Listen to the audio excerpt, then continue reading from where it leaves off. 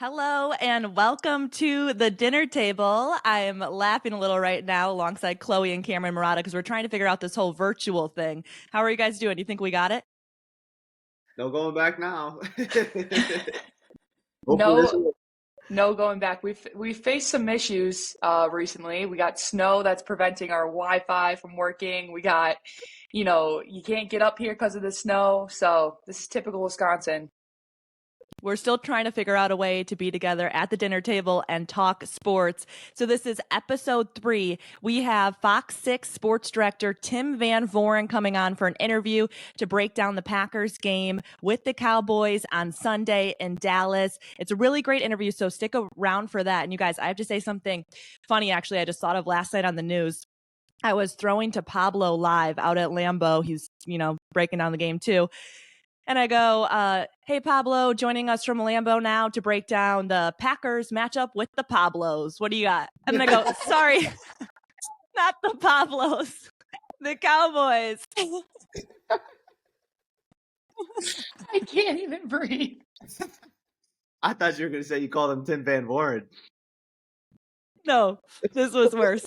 And I just felt bad because he works so hard all day, and then I just threw him off. He's like, oh, hey, yeah, not the Pablos, but rooting on the Pablos on Sunday. He went with it really well, but it's live TV, so yeah, it was funny. That's Oh my God, hilarious. that's hysterical. Carly has had like so many situations in the newsroom that have just cracked me up. Like the other day, she almost tripped on set.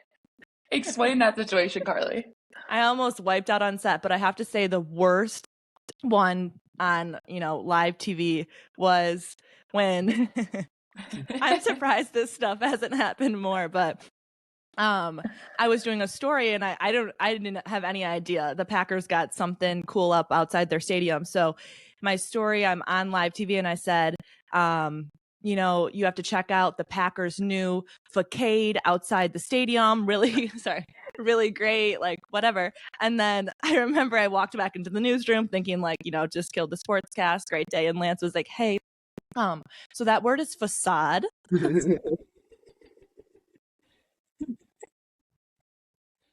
Oh my Like, God. facade. I swear it was facade. But anyway, so that's a little segment on live TV stuff. But is it a blizzard out there by you guys right now too, or what's it supposed to be like in Milwaukee? It is, yeah, it's definitely a blizzard. I got the mom text this morning, don't drive anywhere. I'll send you food and water. I was like, it's only been 6 hours since we last been outside. I have plenty of food and water, but yeah, it's definitely bad outside. I still see some people on the street though. Yeah. It's like I was explaining it, just the windows are just like frosted up, so I can't even really see what's going on outside because of the hail and like it's all connected to the window. I mean, I think we're overdoing it. We live not in Antarctica, so it's all right. Yeah, I have my live view home with me just in case I have to do my sports cast out here by the Capitol because apparently here you're not going to be able to drive like on to work or home from work. It's supposed to Really? be really bad, really really bad in Madison. So yeah, Wow. look out for me tonight at 6 and 10 out in the snow. All right, so let's get into our 3 courses. Like we said, we'll be talking Packers a lot on our interview with Tim, but a lot of big football news this week, Cam. Yeah, absolutely. Obviously, first off, we had the national championship this week. Michigan ended up beating Washington in the national championship game, and then we had some crazy news with a couple of coaches, all-time coaches. First went Nick Saban announcing his retirement from Alabama. Obviously, arguably the greatest, not even arguably, the greatest college football coach of all time. And then Bill Belichick the next day announces that him and the Patriots will be separating. So obviously, I think Belichick is still going to be coaching in the NFL somewhere, and they've got a couple of different places listed for him. I've heard anywhere from the Commanders to the Falcons and a couple other open spots. But it sounds like Nick Saban is retired and he's going to enjoy retirement, which is just crazy to think about. Obviously, we've grown up our whole lives around those two being in Super Bowls and national championship games and Final Fours, and now they are both gone in a blink of the eye, and it's the beginning of a new era. Yeah, it's insane to think of football, college football, and NFL football without those 2 coaches. But the Patriots have the next guy in line today.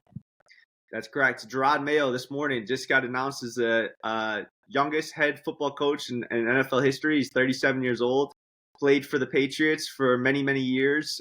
Great middle linebacker. And honestly, I didn't know much about him before he just got announced as head coach. I remember him being on the team, but a lot of conversations, at least from yesterday until to last night and this morning, were that, either Mike Vrabel might be able to slide in or somebody else on staff, and it ended up being Gerard Mayo. So, be interesting to see. Some big footsteps to fill into. And I don't necessarily know if I would want to be in that position in either one of those spots. So at first it was a lot of pressure, and then you add being the youngest coach. So, I mean, talk about like the pressure that he's going to be facing and how you deal with that. I don't know. Yeah. I mean, obviously you're filling Bill Belichick's footsteps, and you don't really have a quarterback right now. So they're going to be drafting a quarterback most likely in this upcoming draft. I think they'll probably give him some time. Obviously, he's been in the Patriots organization. I think probably this isn't just spur of the moment stuff. I'm sure Robert Kraft and Bill Belichick have probably been planning this out for a little bit. They might have even mentioned to Gerard Mayo this past year, like, we want to see you do some more head coaching stuff in practice or leading up to some games. And so Yeah, now Cam, I saw in his contract they actually had it written too that he would be the successor to Bill Belichick, which was interesting. there you go. Yeah, well, that makes sense. And so he's probably been expecting this then, obviously, for a little bit, and he'll get a chance to get his own quarterback in the draft. I saw a lot of people were saying that the Patriots are going to draft Jaden Daniels from LSU, which would be pretty interesting. And so they're not, the Patriots aren't an organization. They're not unlike the Packers or the Steelers, where once they pick a head coach, they're going to stick with him at least 3 to 5 years. Now you see these franchises, they hire a coach, and if it doesn't go well for the first 1 year or 2 years, they're already on the hot seat or on the way out. So they're going to stick with them probably, and let him build his team up, and I don't know if they'll be as successful as the Patriots teams have been in the past, but most of that's relying on how good of a quarterback they can get. Right. You know what? I mean, oh, go ahead, Carly. I was just going to say what's interesting is these two head coaches taking over all the news, and then no one's talking about Pete Carroll. But that's also a huge coaching change as well. It is. Obviously, he was in Seattle forever. Part of those great teams with the Legion of Boom and Russell Wilson. And now it sounds like there was a little bit of confusion here. At first, I thought he retired. And obviously, he's one of the oldest coaches in the NFL, upwards of 70 years old. But he did say in his press conference that he wants to stay in the NFL. He's going to enter his name into the head coaching pool. And he's going to be looking to take over one of these new spots. It just shows you that no matter how good of a coach you are, sometimes your runway runs out and you're in need of a new destination, and maybe your team's in need of a new face to listen to. And sometimes, obviously 3 great coaches, but at some point it comes to an end. And I'd like to see Pete Carroll somewhere else. He's a winner. He's won a national championship in college. He's won a Super Bowl, and something that Jim Harbaugh is trying to do, and only a couple other coaches have ever done. And so obviously, I think wherever he goes next, he'll do some more winning. I was just going to say, you said that the new guy, Coach Mayo, is coming in. He played for the Patriots, right? And then you think about all the legendary coaches. You think about Coach K.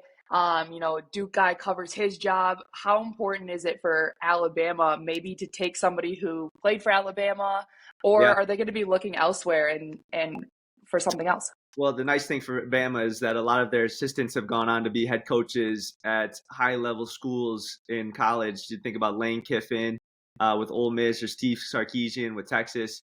Those are 2 names that have been tossed around as his successor at Alabama.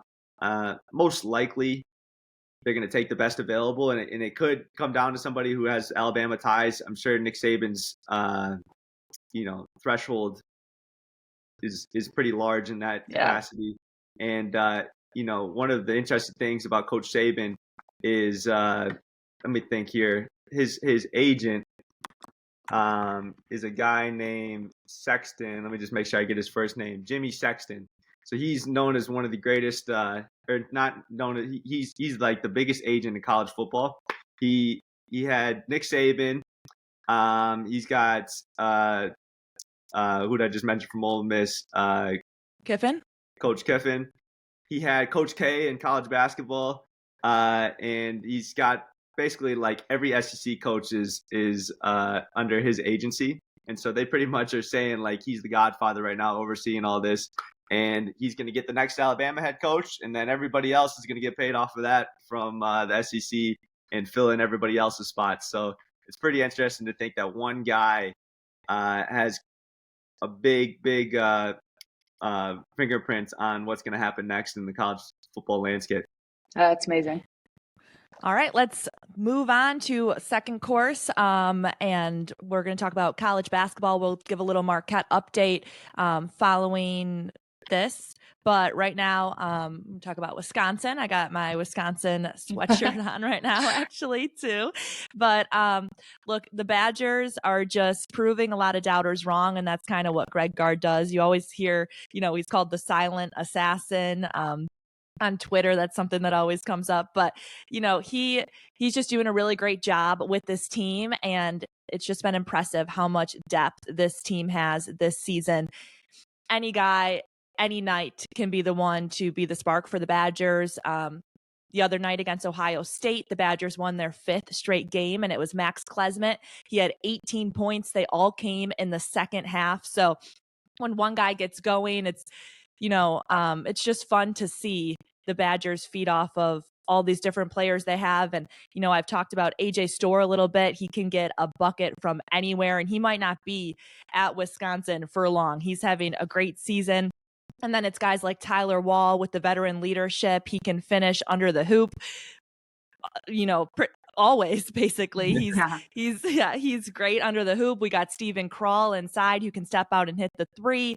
And then Chucky Hepburn is just really the engine that makes it all go. And I think he's been the most impressive player so far this season. He has more steals than he has turnovers this season, which is incredibly impressive. And he just doesn't, he doesn't turn the ball over. He makes smart decisions, and he's just a guy you can rely on. And I think he's done a great job this season because he's not focusing as much on scoring, but more on distributing, and still his defense, which has always been, one of his best suits. But he's the guy making it all go. And just the Badgers, they've won 11 of their last 12, and they should be in the top 10 maybe in the next AP rankings. So they take on Northwestern on Saturday, but definitely a team to look out for right now. They have a ton of momentum. Absolutely. Yep, go ahead, Chloe. I was going to say it's great. I mean, I think it's awesome to have 2 top 20 teams in Wisconsin, first of all, but I just want to credit Wisconsin. They've done a phenomenal job. It's a typical Wisconsin fashion to start becoming really, really good at this time of the season. They always surprise people about how great they can continue to improve as the season goes along. And I think that's really, really great. I think I want to talk a little bit about Chucky, though, because, last year he's a scorer. Everyone's talking about Chucky and his excitement and his scoring, but I think it's something great that he's really focusing on the little things with so many scorers, as you mentioned. Just all those guys can really put the ball in the hoop, and I think that's hard. That's hard as a scorer to go from kind of the guy to kind of the now I'm the steals guy, the defensive guy, and yeah. That's a good point, Chloe, and it's amazing how Wisconsin just continues to cycle these players in year after year that just fit so perfectly with their system. I was actually talking to Trevor Anderson about this last night, and we were going down the line of who they got on the team this year. And it's just like, if you go back in time, like for the last 10, 20 years, it's essentially the same person in line after every 4 years. You got a new guy that comes in but does the same role as the previous guy. I mean, you look at Chucky Hepburn. He's the consummate point guard, can score a little bit, can shoot three. Not unlike Jonathan Taylor, who's been playing there years past, Trice, all these guys who've been in the point guard position for him. Max Klesmit, right? Yep. Yeah, he's Johnny Davis. Or no, he's not Johnny Davis. He's Brad Davidson I and was like, damn. yeah, no, yeah, he's not Johnny Davis. AJ Storr is Johnny Davis. I mean, Yes. they get a guy like him, explosive athlete, can score it. He's going to be in the NBA maybe next year, upcoming years. He's been phenomenal for him. And then the Tyler Walls and Stephen Crawls of the world inside who could do it all, catch and have soft hands in there and can pass and can distribute. And so obviously that system passed down from Bo Ryan to guard, and they're always good. You never count out a Wisconsin Badger team. Yeah, and I just want to say Connor Sejan is a guy, too, comes off the bench, average in double digits last season, struggled a little bit this year so far, but hit 4 threes the other night. So to get a guy like that going, too, they have a lot of potential to win the Big Ten this season. But I do want to show you guys one thing from this Wisconsin-Ohio State game. It was kind of interesting at the end. I'm going to share my screen right here. So if you're watching on Spotify. All right, so you guys got it? Yep. Okay, so just check this out. Ohio State down 9. Only 16 seconds to go in a takeaway. Last 15 seconds of the game, Wisconsin up 9. Boom by AJ Storr. And then here's the end. Little something with the head coaches this here. One out. Greg Gard and Chris Holtman, a little conversation at the end of this one. So it didn't go Juwan Howard level, but I'm wondering what you guys think about AJ Storr going up for the slam there. It's always like you see this in the NBA happen all the time, and people take such like disrespect to this. You just saw it happen in the NFL with Jameis Winston handed the ball off to Jamal Williams and scored a touchdown. In this situation with AJ Storr, like obviously he's fired up, he gets a steal, he goes and dunks it. Is that like the end of the world for Ohio State? Like honestly, I don't even think any of those players cared at all for Ohio State. It's more of like an old school mentality, I would say, and I don't blame Holtman for taking offense to it, I guess, but it's like, come on, that shouldn't even be a story. You guys were going to lose regardless. AJ Storr goes to dunk it out. He's not doing that to be disrespectful to Ohio State. He's just doing that because he's excited. They got a big win on the road. And that's what happens most of the time in those situations. Now, there are situations where somebody might go and dunk it on some team's basket, then look down their bench and stuff, and that's a whole different scenario. And obviously there's a time and a place for everything, but I think a lot of this stuff gets blown out of proportion. A little bit. I when I was playing overseas, it was a crazy situation because I did not know that this was the case. But in our league, they base games sometimes like if you're going to make the playoffs off of scores. And so my first game, I mean, we're getting blown out. It's like a 20-point, 30-point deficit. And the other team is still going crazy. Like, I was like, what is going on? Hold the ball. It's like 10 seconds left, like cross between behind, try to get up to these layups. And I'm like, this is absolutely ridiculous. Like, hold the ball. This is disrespectful. Like, just coming from the States, I'm like, this is not what we do in college basketball. And I had to talk to my teammates afterwards, and they were just like, every point matters. Like, if they need to beat us by 40, they're going to beat us by 40. And I was like, all right. And every single game since that first one, I still wasn't used to it because I just was like, this is unbelievable. They had that in the NBA. Obviously, they had the tournament, in-season tournament. And so it was happening left and right because these teams, it's point differential matters. And so now, obviously, in a lot of these NBA games, some of them are blowouts. And at the end of the games, guys are still going hard. And so it's a tricky situation there. But to me, it's like, just play the game until the 40 minutes are up or until the game's over. And I mean, that's what it is. All right, let's move to Chloe's course, talking about women's basketball. All right, well, I have a fun one because this is a little futuristic course here. So I'm going to highlight Iowa, number 3 in the country, versus Indiana, number 14. This matchup is on Saturday. So this one is going to be really, really fun to watch. The last time this matchup was kind of crazy and everyone was talking about it was when Caitlin Clark hit a buzzer beater to beat them on Iowa's home court. And we talked about Caitlin Clark last week. It's kind of hard not to talk about her each week because there's always a different storyline on her. So I just want to kind of talk about this matchup a little bit. Indiana right now is first in the Big Ten. They're 14-1 overall. They are led by Mackenzie Holmes, who has 19.6 points per game and about 7 rebounds per game. But the best thing about Mackenzie Holmes is her efficiency inside the paint. She doesn't really shoot much outside jumpers, but when she gets that ball in the paint, she can make it 66% of the time, which is very, very impressive. And when you have a post player inside with that efficiency, I mean, you just got to give it to her every single time. You got to, so that's going to be very, very tough for Iowa to guard. She's not flashy, but like I said, she just puts the ball in the basket. And then obviously on Iowa's end, Caitlin Clark is Caitlin Clark, and she just had 2 back-to-back triple doubles and is on her way to break the NCAA scoring record. Those two won't guard each other, but they'll definitely be the focal point for each team. Indiana has 13 straight wins. So they're coming into Iowa. It's going to be a packed house. They got obviously the wins behind them, so they're feeling confident, but I bet they're excited for this one because this is really going to prove where they're at right now in the season. Who are you taking? Oh, that's a good question. I got to take Iowa at home. Yeah. I'm confident that it's going to be a good game. I want to see a good game. Obviously, everyone does.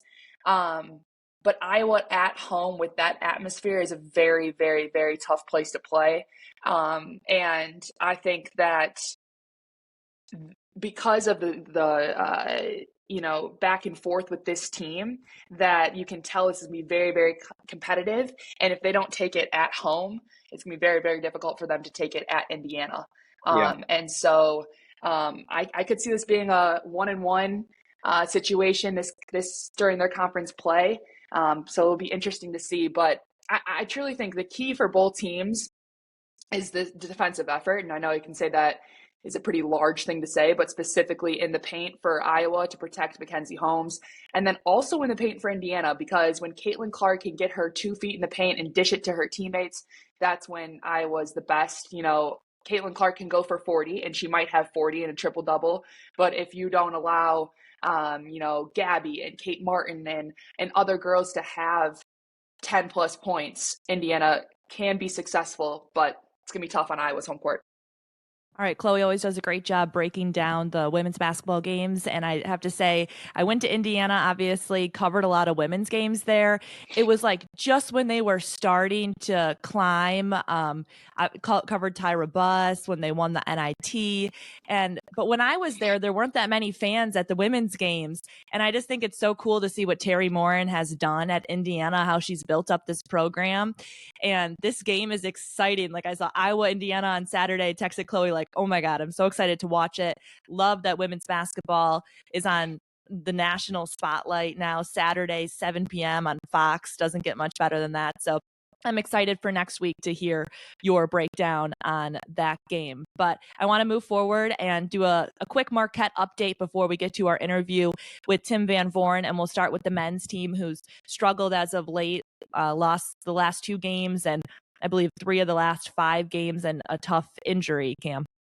Yeah, absolutely. A couple tough injuries. Obviously, Chase Ross went down in the Seton Hall game on the road over the weekend, and now just announced this week, Sean Jones ended up tearing his ACL against Butler. And obviously, feel horrible for both those guys. Chase will be back hopefully soon, next couple of weeks, it sounds like. Sean out for the season. It's obviously he was really, really coming on for the team, the way that he plays, energy-wise, defensive-wise, and then he's hit some big-time shots. Obviously, he hasn't been shooting it great all year, but when the time comes, he stepped up and knocked down some big threes for them. So they're going to miss him big time. They're struggling, as you mentioned, lost 3 of 5, last 2 in a row. I was with some of those guys yesterday, and, where a lot of us fans probably are more so panicking. I think those guys realize that, it's a long season and they got to get better, and they're going to have to prove it in some of these games coming up. And I think they're actually looking at it as an opportunity, though, because last year, as we've talked about this a little bit, they pretty much went through the Big East and didn't have much of a struggle at all. losing back-to-back games now, and especially losing to Butler at home. They have some, Adversity. adversity. Yeah, they have some adversity here, and I think it'll be good for them in the long run. Obviously they're struggling with their outside shot. They shot it, I think, under 30% from the 2-point line and under 20% from the 3-point line against Butler. 5 of 31. 5 of 31 from 3 Yep. is tough stat. Yeah, that is not. We mentioned earlier too. They covered their 32 deflections. They out rebounded Butler. They did everything else pretty much to T. That if they do that stuff before the game, if you pretty much say, I got rebounds, we got deflections, you win the game. But when you shoot like that, every other stat's out the window. So they know they have to shoot better. They have capable shooters. They're going to keep getting open shots because the way Tyler plays and is able to get into the paint, everybody is going to be concentrated on him. And these guys are going to be open. And so he's going to keep swinging it out. And Tyler's got to knock down some shots. And Stevie and Cam and Chase when he comes back and Ben Gold. And then they got to continue to play defense like how they've been playing for the last couple of years. So. With this injury with Sean Jones, Sean did a lot of impressive things on offense with his size, but defensively, he was that guy who was all over the place, right? He's small, but he was getting tips, deflections, rebounds when he could. And I'm excited to see Zayd Lowery coming off the bench. He's a freshman from Marquette. He had some really good minutes the last game. Although they lost to Butler, he came in and he brought that energy. And I listened to the post conference, and Shaka actually talked about maybe Zayd should have played a little bit more. And I found that interesting. And he said he was one of those guys that brought the energy and wanted to win and had that passion that maybe he wasn't seeing from his guys on the court against Butler. So I'm looking forward to seeing Zayd Lowery, and Trey Norman is another freshman as well that's going to get some more time now that Chase and Sean are out. Yeah, obviously, like you mentioned, Sean is the type of guy that an opposing point guard does not want to see, because Sean's picking you up full court. You have to run a play. Your coach is calling a set for you, and you got this guy, and he's like a rabid dog, just taking you all over the place. You can't even run a set. Basically, it's very tough to play against, and so now they lose that. And Trey Norman and Zayd obviously are freshmen and very exciting players, but it's tough to be able to pressure the ball the way Sean does. I mean, he does it maybe at the most elite level in college basketball. So those guys will come in and they'll provide some other things. And I'm excited to see what they bring. And you, as you mentioned, Zayd, I thought he did. He provided some really good minutes against Butler and gave him a little energy to try to get back into that game the best they could the other night. All right, let's get into the women's side of things. And they just had a huge bounce back win and a huge game for Liza Carlin, and Jordan played well too. A good game all around, Chloe. Yeah, it was a great one. So last time we talked on the dinner table, they were headed to St. John's. Unfortunately, they lost a close one down at the buzzer. Liza Carlin had a shot to put it in at the end, but it just went in and out. And St. John's is a very, very difficult place to play. So unfortunately, they lost back-to-back against UConn and St. John's, but they came home and they played Xavier at home, and they beat them by 29 points. Really good statement win there. And then they headed to Seton Hall, and this is a good stat, Carly. This is the first time in 5 years Marquette has beat Seton Hall at Seton Hall, and they did it by 21 points, which I think really sets the tone for what they wanted to do out there. I was a freshman when we beat Seton Hall, and then at the 4 years after that, we did not beat Seton Hall at Seton Hall. So it's not really the most difficult place to play. It's not like they have crazy fans, and maybe that's why it's difficult, because of kind of a quieter environment there. But Seton Hall loves to play on their home court. They're always more aggressive.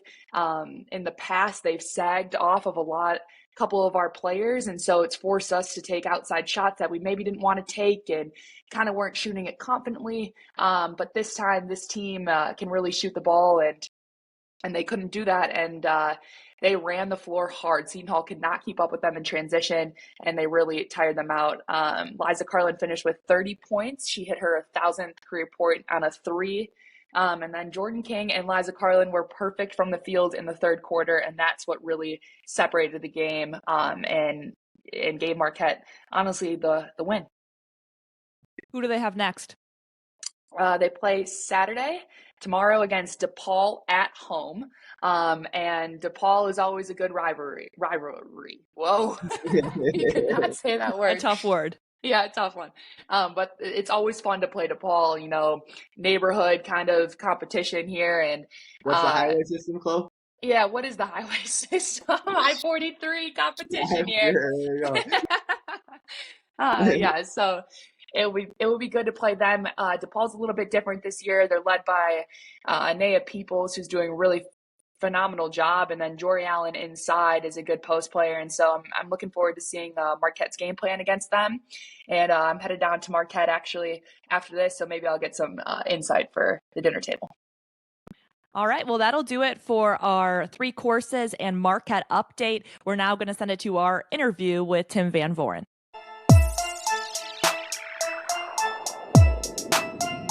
Well, if you are from Wisconsin, you are very familiar with our next guest that we are bringing on. Many people have been fortunate to grow up with him on our TV screens. He has been on Fox 6 since September of 1990, covering all Wisconsin sports, but especially the Packers in depth. We are now so excited to bring on Fox 6 sports director Tim Van Vooren. Tim, thanks for being here. Absolutely. It is great to join all you guys. So it was a pretty nice invitation for me. And it's a chaotic week for you two. The Packers are in the playoffs, and the game is on Fox 6 Sunday at 3:30. Tim, if I would have told you the Packers are in the playoffs at the beginning of the year, what would you have said to me? Carly, I think you have credibility. I would have questioned it at that point. No question about that. And if you had said the same thing in, say, late October, I would have questioned you even more. But here the Packers are. The roller coaster ride has them ramping up into the playoffs. I thought it's somewhat appropriate that I wore a Super Bowl 45 hat because that was Dallas. That was Mike McCarthy on the Green Bay side of things. This is just a super week for us. And as you said, the game's on Fox. So it's fun to be a part of it. That's why we're in this business, to be kind of the vehicle of all this excitement to the viewers. Yeah, that's a great point, Tim. I think me and all of my friends, we gave up on the Packers multiple times this year. So I would have said Carly was crazy as well. Obviously, leading into the season, much of it's been about Jordan Love, and maybe even more so than the rest of the team. I think everybody was interested to see how he was going to fill Aaron Rodgers' footsteps, and following Brett Favre, Aaron Rodgers, such great quarterbacks. You've been around the team, and you were around the team before the season started and during the time he sat out for those first couple of years. Did you see anything within Jordan that you thought he was going to be as great as he's been playing this year? I can't say that I thought he would play to this level, Cameron. I think that you saw promise in Jordan Love. I remember kind of getting a little heads up that the Packers were interested way back at the scouting combine. Spent a lot of time with him when he was coming out of college, and he made a favorable impression on me at that time. But you just had such a hard time projecting what kind of football player would be, and also I think what kind of leader. Even when he was sitting around here for the 3 years behind Aaron Rodgers. A couple of times, maybe multiple times, really, Matt LaFleur would say something about, you want to see Jordan Love, let it rip. And, that was the way he would go out there and just really fire the ball around and play. And you didn't see that much of it in preseason action or in the limited mop-up duty that he would get that we were all exposed to. Maybe in practice. I mean, his teammates used to rave about him, but we don't see the high-level, full-speed practice stuff. And the personality is kind of mellow, too. So I always thought, it was a little hard to exert your personality when you're backing up Aaron Rodgers. I thought, that's one of those, you guys have all been on teams. You have to kind of know your place, and you can't overstep. And so I always thought, well, once that's his role, I wonder what kind of personality he's going to show. So this year we've seen him develop as a player, particularly over the second half of the season. His touchdown-interception ratio is – it's eye-popping, and he's clearly the leader of the pack, but he still doesn't really have that outsized personality that you might expect. He is who he is, and so I don't know if we've seen him let it rip, but we've seen Jordan Love become who Jordan Love is in front of our eyes, and the Packers have to be ecstatic. They have their quarterback for the future going forward. This playoff run is very good stuff, but it's a stepping stone to remaining an NFL elite team as far as I'm concerned. That's as big a takeaway from all of this as anything. Tim, how impressed have you been with how Jordan's handled these pressure situations, especially against the Bears? Very impressed, because that's where anybody could falter. We've seen, Aaron Rodgers didn't always have his biggest games in his biggest moments. Other big quarterbacks around the league, it doesn't always happen. And I thought the Bears, quite honestly, had a real shot at beating the Packers last Sunday night Sunday afternoon, because their defense was coming on. I thought, they'll play with really no abandon. They'll be just laying it out there, and the pressure would be on the Packers and the young quarterback. And Jordan Love answered that bell. 2 straight weeks of must-win games, and he's the NFC Offensive Player of the Week both times. That tells you the way your quarterback answered the bell. Yeah, 27 for 32, 316 yards, 2 TDs. I mean, he was fantastic against the Bears. And just like you mentioned, I mean, going into that game, the Bears and the Packers are probably 2 of the hottest teams in football. Bears even maybe more so than the Packers. They had a lot to play for too. Obviously not playoff opportunity, but Justin Fields is fighting for a job. It looks like they're going to keep their head coach, but he was also, a little bit on the hot seat, and some of those other coaches. It just was an unbelievable game, and I mean, for the Packers to pull it out and get into the playoffs, I think everything from here is pretty much icing on the cake. I completely agree with that assessment. The number one takeaway, obviously, is Jordan Love's play, the confidence you have in him going forward, and the confidence you have in him if you're the Packers Sunday to give you a good performance. They may not beat the Cowboys. They're touchdown underdogs, and Dallas is at home, and Dallas hasn't lost at home in however long. So, this is a major uphill battle for the Packers this Sunday. But if you think back to kind of the tail end of the Aaron Rodgers era in Green Bay, which was kind of dovetailing with the start of the Matt LaFleur era, they had great regular season records. You guys all remember that. And they'd go into the playoffs as the top seed or the number 2 seed in the NFC. And it was almost this pressure or expectation, or how far are they going to go? And it wasn't drudgery, but it was a different feel. This year, kind of the novelty's back. Hey, it's they got into the playoffs. People didn't expect them to. Sure, they're the 7th seed, and no one thinks they're going to beat Dallas. There's a whole different vibe around things. And I think for Matt LaFleur, this is going to be interesting to watch as well, because, again, he's been into the playoffs as a top seed. Yep. And they obviously didn't get to the Super Bowl. Now they're into the playoffs as a number 7 seed. First time ever in team history. There've only been 7 teams the last couple of years here, but first time ever to be that low a seed. And how will they play as that low seed? And I'm not by any means expecting this to happen, but I would say, when did the Packers win the Super Bowl? They were the 6th seed. Yeah, 10-6. It's different when you're playing with nothing to lose, right?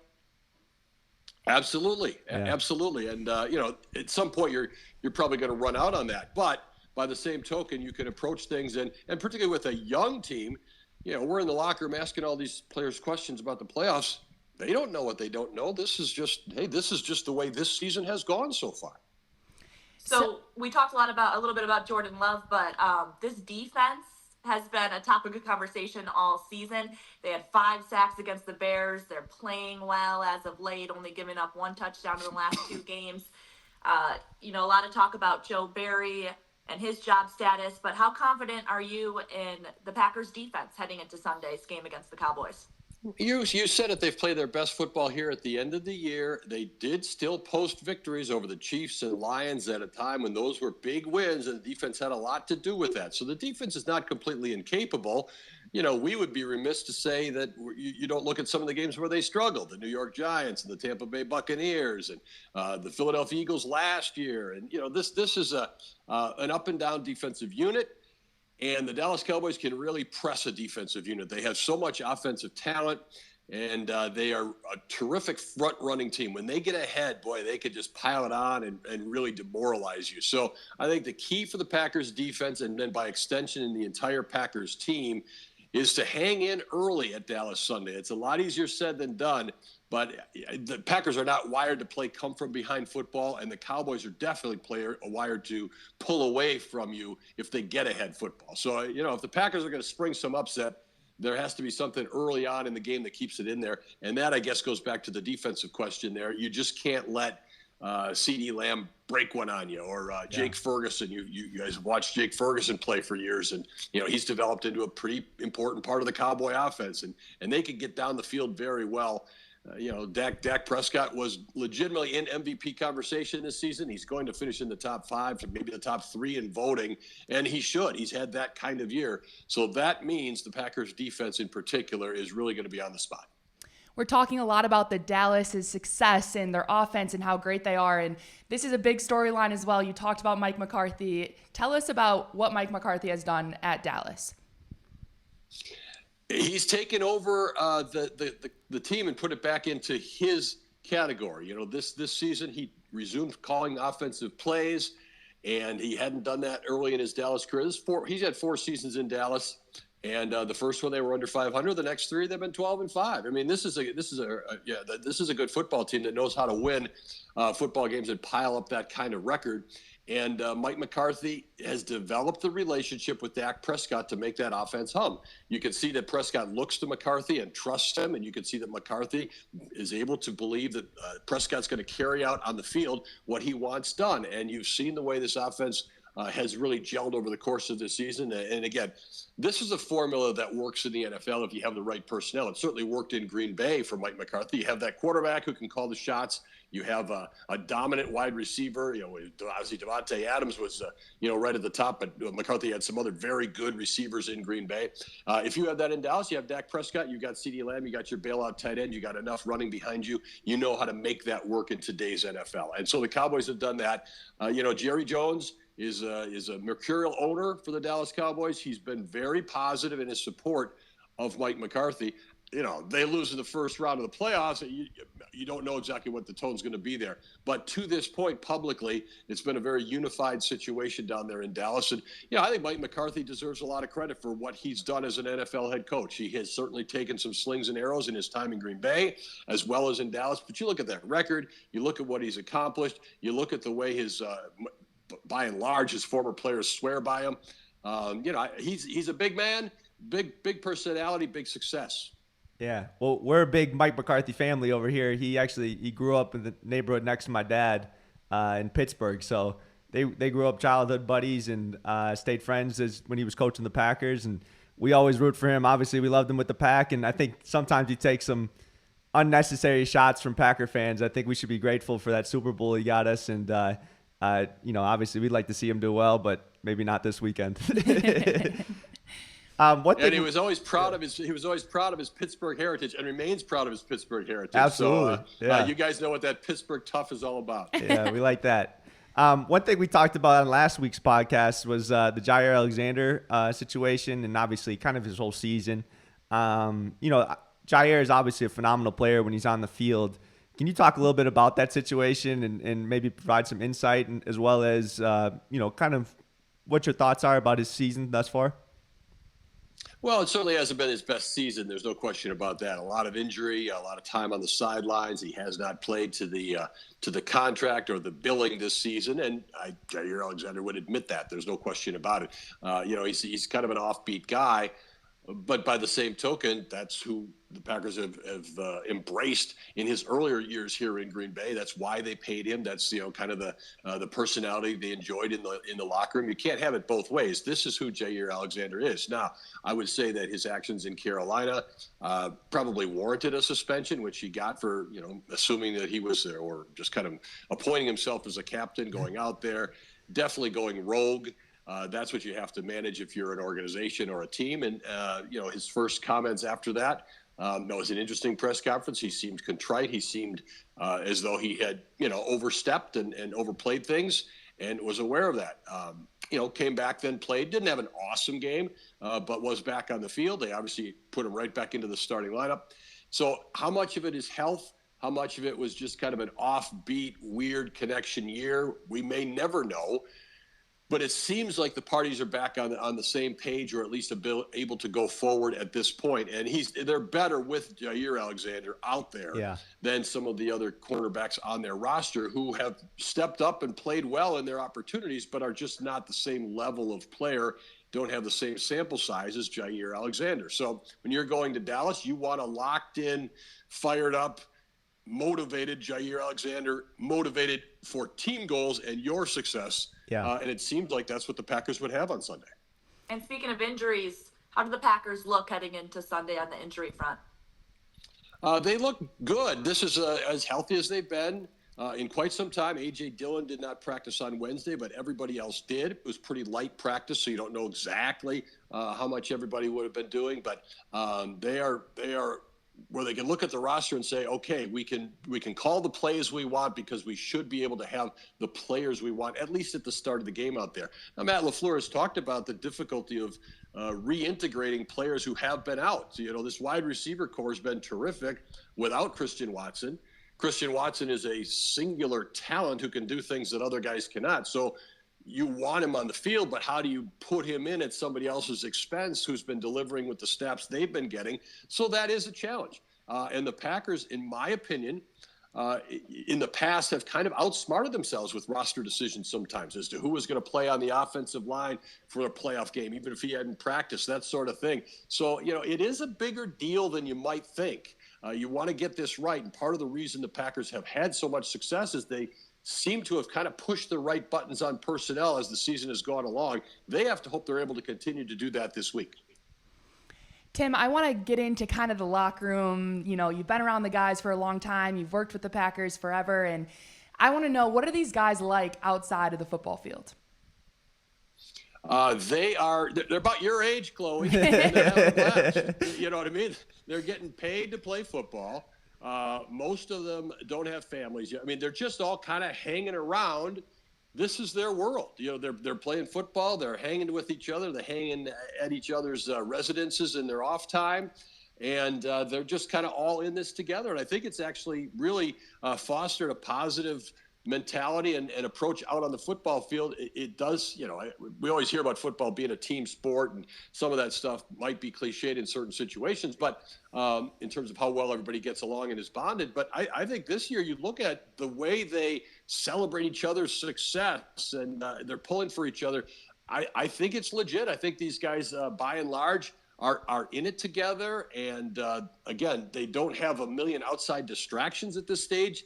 They're pretty much focused on football and growing up and learning about themselves and going through this together. You're talking first and second year NFL players. This is new territory. Yeah. And so there is a group of guys that just kind of keeps everybody going as maybe the leaders in that room. And a lot of guys are falling in line behind it. And I think the Packer organization deserves credit too. They know they're in a small city. They know a lot of these guys, a little bit of culture shock to move to. I'm the window here in Green Bay. There's snow on the ground this morning. They understand these guys, a lot of them are moving from different situations. So they have to kind of relate to them and connect with them and get them on board with this program as a Green Bay Packer year round. And they start all that back in July when the weather's a whole lot different. And you see it now, and it's definitely, I think, bearing fruit. It's been quite the journey from that point in time. I know I'm not sure if you were up there for this practice, but I know the Marquette men's basketball team got a chance to go up to Green Bay and visit the team and take a look around Lambeau. And a couple of things I heard from some of the players and coaches is it's amazing how similar in age the Packer players are to the Marquette team, and how joyful and exciting those guys are to be in practice and to be around each other, almost like a college team, it seems like. And so for you to go into the season with that young of a team, and obviously we've seen it like in the fall and you mentioned in October, it didn't look like we were going to be anywhere near the point in time we are. You got to give Matt LaFleur and those guys a lot of credit for getting the team to where they're at now. Carr, did you have any other? I completely agree. That's part of this year's story. And we talked earlier about those veteran-laden Packer teams in the playoffs, and they had been through it before. So, their approach was a little different, was a little more business-like. Guys had more things going on, maybe more things on the line. You're not hearing about future contracts this year in Green Bay. You're not hearing about, individual marketing. What you're hearing and what you're seeing is a bunch of guys kind of like a college team that have, kind of caught a ride here, and they're hoping to keep it going as long as they can. And it's a fresh vibe around the team because of that. So on that level alone, it's easy to appreciate this season, regardless of what happens in terms of the scoreboard on Sunday.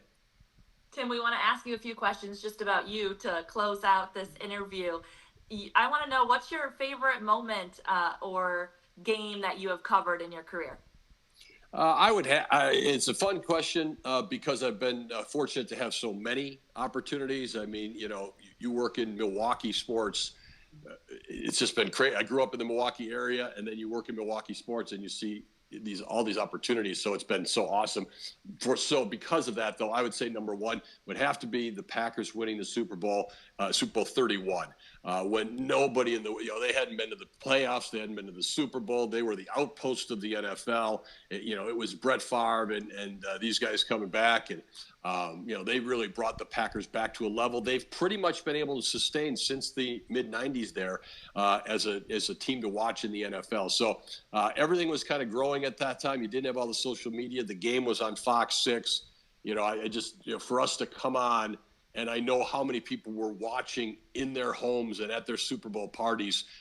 People I grew up with, or people just like regular Packer fans that I'd interacted with my whole life, and I was the one standing there saying, the Green Bay Packers are the Super Bowl champions. So I mean, that to me will always stand out as number one. And we were in New Orleans for 11 days, and thankfully I was a younger man. It was all good all the way around. I love that. I want to know, the top 3 guys you've interviewed in your career. That's great too, because I've had the chance to talk to so many different people. Obviously, if you talk to LeBron, you talk to Michael Jordan, those would be on a list of like how great athletes did you get to talk to. Other people would be on the list because they were so thoughtful, or they kind of surprised with the interview. So you can go a lot of different ways with that. I just think of some of the people that I guess I would answer it in terms of maybe had more regular dealings with, and how much you got to deal with them, know them a little bit through their interviewing style. And a guy like Vonnie Holliday, a guy like Matt Hasselbeck, some of these people we worked with regularly on Fox 6 and for a couple of different years. Those guys would really stand out to me because they put something into it. They were interesting to deal with. And I think, again, that was kind of before social media and everybody could manage their own brand. So you'd almost see them like learning how they wanted to communicate through this series of interviews or over the course of the season. So I guess I appreciated those experiences and would name guys like that. Mark Tauscher, we've had these players that we had for years, and now you see them go on to certain things. I mean, Hasselbeck and Tauscher obviously went into broadcasting in different ways. And if you listen to them now, they're such good communicators. And, and I would also say this, I have to give a shout out to Doug Peterson, who was a backup quarterback in Green Bay. And, I got to know him quite well. And he kind of wanted to become a coach, right? A lot of you guys have been around. People, should I go into coaching? Well, Doug was kind enough that after practice, he and I would go into the media auditorium, and he'd get out the red laser pointer and he'd watch film with me and explain like football stuff to me. So it was like so educational for me. But it was also like developing for him. And then he'd become a high school coach, and then he became, obviously a Super Bowl winning coach. And so just to go all the way back to that formative time is pretty cool.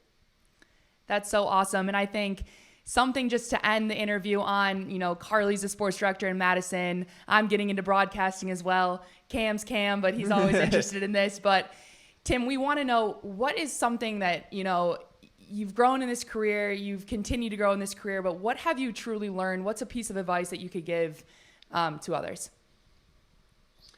I would say stay curious, if that makes sense, because whether you're a sportscaster, whether you're doing the weather, whether you're a news reporter, I've been doing it a lot of years now. Carly, you probably feel like, gee, take a step back. You've been doing it a lot. It just all starts to pile on. And why does it stay interesting, or why can you give your viewers something? Hopefully because you keep learning and evolving and broadening your own horizons and asking questions. How many times have I've been in a press conference with Matt LaFleur? Well, I asked Matt LaFleur a question yesterday that just, I don't think he'd heard the question before. I hadn't asked that type of question before, because you're still curious. And so then hopefully that comes across in your reporting and your approach to the way you go out and cover a story, or you're going to do play-by-play or analysis for a Marquette women's game, or whatever it might be. The more you can learn, the more that's going to come across in your approach or in your reporting. So that's not really a specific take this class type piece of advice. To me, it's an overall approach of just going into things. And if you stay curious, I think your viewers or your listeners will ultimately kind of get behind that and go, I want to learn more about such and such too. I love that. And it's so relatable Tim, thank you so much for being just the best and for giving us such great insight about you and the Packers. We appreciate your time and good luck with everything in Dallas. Yeah, sounds great. Thanks very much for having me on, and good luck with this podcast and all your individual pursuits. You guys are doing great. Thanks, Tim. Tim. We'll see you around Mequon. All right, a great interview with Tim. He's just such a great guy, and I loved his advice at the end about staying curious. I feel like for someone who has looked up to Tim for a long time, I love to hear what advice he had, and that was a good one because I've never heard that before, and it just is really relatable. Absolutely. You have to in that field stay curious. And thank you to Tim for coming on, someone in Mequon who we've known for a while, and obviously some great Packer insight. And it was fun to talk to him. And obviously the way that he just can communicate to us, like we're sitting at the dinner table, was very cool to see. I'm excited to see the Packers this Sunday. Now that I got that deep insight from Tim, I'm really going to watch some of these players a little bit closer now. So let's go Pack. Chloe's going to be breaking down the Packers on her course next week. All right. Well, this was a fun episode. I hope everyone enjoyed it. We will see you next week. Thanks so much for listening and watching. Thank you.